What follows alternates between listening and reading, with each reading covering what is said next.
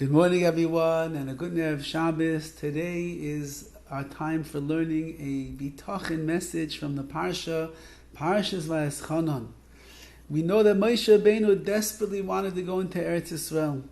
His whole life, from the moment that he left Mitzrayim till he was leading Klal Yisrael through the Midbar, the wilderness, was all with one focus, and one focus only: to get into Eretz Yisrael, the place of Kedusha, the place where there's all the mitzvahs, the place where a Yid can live like a Yid wants to live.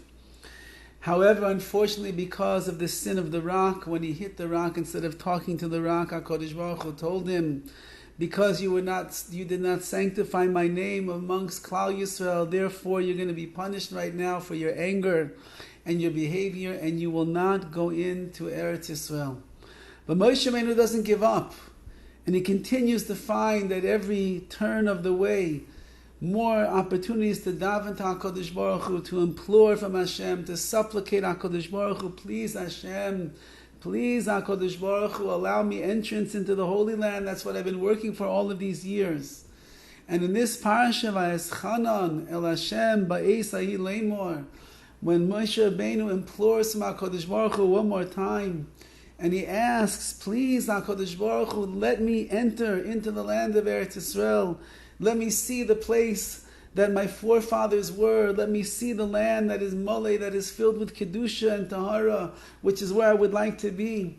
And he comes and he humbly submits himself before HaKadosh Baruch Hu, and he pours out his heart again and again and again, over 500 powerful tefillahs of Moshe Rabbeinu.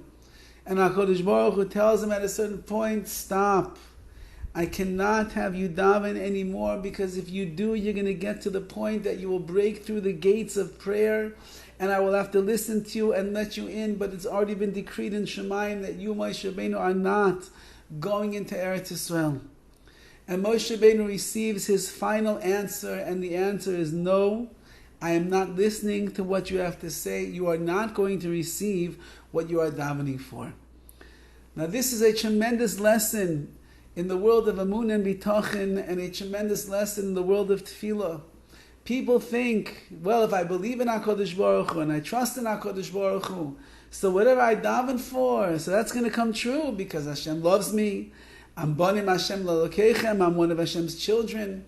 He only wants to do good to me. He only wants for my benefit. So if I daven for something that is essentially a good and a positive thing in my life, so of course the Rabbi Shalom, based when he looks into my heart and my soul and he sees my emunah, my bitachon strong, and he hears the pouring out of my tefillas to him, of course he's going to listen to me. And yet the Torah is teaching us that sometimes a person will daven and daven and daven, and they will ask for something, and HaKadosh Baruch Hu says, for whatever reason it is, the answer is no. And over here in the Torah, it's telling us that Hashem had a reason. Because of what Moshe Rabbeinu did by the rock, by hitting the rock and not talking to the rock, although it seems such a small little violation of HaKadosh Baruch Hu's will, nevertheless, on the level of a Moshe Rabbeinu, who was the leader of Klal Yisrael, he was panim al panim, face to face, he spoke to Hashem. For his level, even the smallest mistake and misdemeanor cost him an entrance into the land of Eretz Yisrael. There is a reason. HaKadosh Baruch Hu said the reason. And so too in our own lives, even if we don't know what the reason is, we don't see why HaKadosh Baruch Hu is not responding to our tefillahs in the way that we are begging him to. We don't understand why the bracha doesn't come the way that we would like it to. We don't understand why we don't see the same siyata d'shemaya, the heavenly assistance, that perhaps our brother or our sister or our parents or our friends or our relatives or the person who sits next to me in shul has. We don't see it, we don't understand. But Amun and Bitachon tells us, Rabbi Shalom, you know exactly what you're doing. You know why I deserve this and I don't deserve that. You know why this goes and this doesn't go. You know why I succeeded in this endeavor and I failed miserably in that endeavor over there. I don't have to know.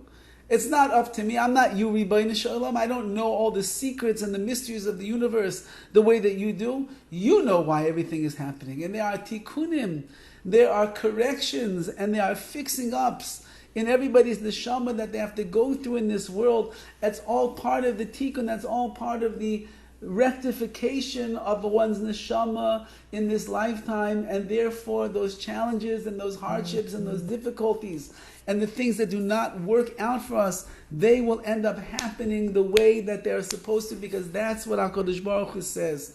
And in Parshas Vayaschana, HaKadosh Baruch Hu tells Moshe Rabbeinu, there is rhyme and there is reason behind everything that I do. And you are asking, but my answer to you, my dear servant Moshe Rabbeinu, is going to be no, I don't have a choice. That is what needs to be done. So, but did Moshe Rabbeinu lose his amun and bitachon? Did he get angry with HaKadosh Baruch Hu? Did he stop coming to shul in the morning? Did he stop learning Torah? Did he push off all the mitzvahs because HaKadosh Baruch Hu said no? Not at all. Moshe Rabbeinu was makabel. He accepted HaKadosh Baruch Hu's decision because he knows that HaKadosh Baruch Hu knows best, much better than we do, much better than we're aware of. And therefore, Moshe Rabbeinu continued to lead Klal Yisrael to the very last breath of his life, doing the Ratzon HaKadosh Baruch Hu, the will of Hashem. And we take a message and we take a lesson from the life of Moshe Rabbeinu. We take a lesson from the way that HaKadosh Baruch Hu intervenes and acts on our behalf. And we trust in Hashem.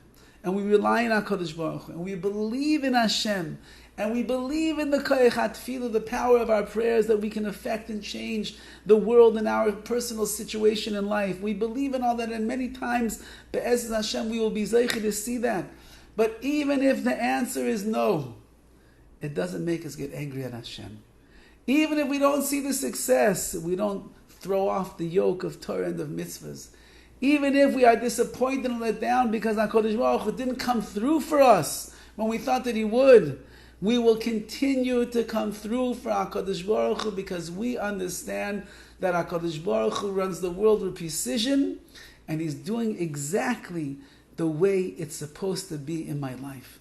May we be zeicher to see HaKadosh Baruch Hu's loving embrace, His chesed, His mercy, His compassion, all of His goodness in our lives, siyata d'shemaya and bracha, where He listens to our tefillos and He answers us in the positive and the affirmative.